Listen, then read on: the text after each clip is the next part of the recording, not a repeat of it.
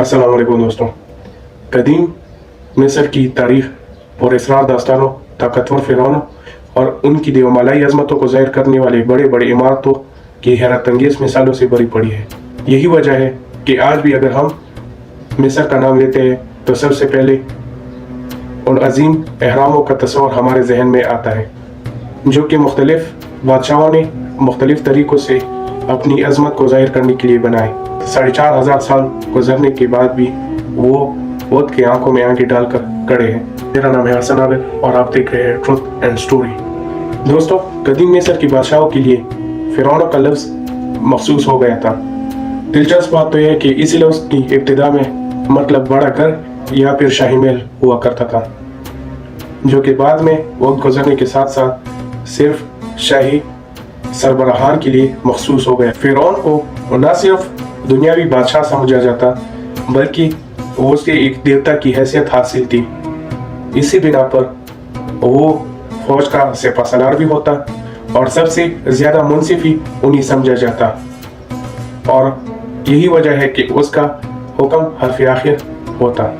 इन तमाम लामहदूद ताकतों को जाहिर करने के लिए मुख्तलिफ अदवार में मुख्तलिफ बादशाहों ने मुख्तलिफ काम किए। किसी ने अपने जिस्म को हनूद किया तो किसी ने अपने मकबरे को एक अजीम पहाड़ के मानिंद बनाया, जिन्हें हम आज पिरामिड्स कहते हैं। दोस्तों, इन्हीं पिरामिड्स की बुनियाद तकरीबन 2470 साल कबल अज़ मसीह तीसरे खानदान के फिरौन शाहज़ूसर ने रखी। फिरौन शाहज़ूसर ने अपने मेमार को ये हुक्म दिया कि उसके लिए मकबरा तामीर कराया जाए। उस मेमार और महोतब ने 6 चबूतरों को एक दूसरे पर रखकर सीढ़ी नुमा एक अजीम पहाड़ जैसा मकबरा बनाया, और यही पत्थर की दुनिया की पहली अजीम इमारत बनी। दोस्तों, ये सिलसिला इसी पर ना रुका। इसके बाद आने वाले बादशाह सनफरो, जो कि चौथे खानदान के बानी भी थे, उसने हमवार और कामिल पिरामिड्स बनाने के लिए मुख्तलिफ तजुर्बात किए। कभी दरमियानी पिरामिड्स बनाए जो कि तामीराती खामियों की वजह से बरकरार न रह सके, तो कभी टेढ़े एहराम बनाए जो कि तामीर के दौरान एक मुख्तलिफ किस्म के एंगल देने की वजह से एक अनोखा शक्ल इख्तियार कर गए। खूफू चौथे खानदान के दूसरे फिरौन थे, जिसे यूनानी ज़बान में क्यूपस भी कहा जाता है। उसने तकरीबन 2500 कबल अज़ मसीह अपनी हुकूमत की और अपने लिए एक ऐसी यादगार का ख्वाब देखा जो कि आज भी गिज़ा के डिज़र्ट में वाक़या है। उसके ख्वाब को अमली जामा उसके मेमार हेमेनियो ने पहनाया।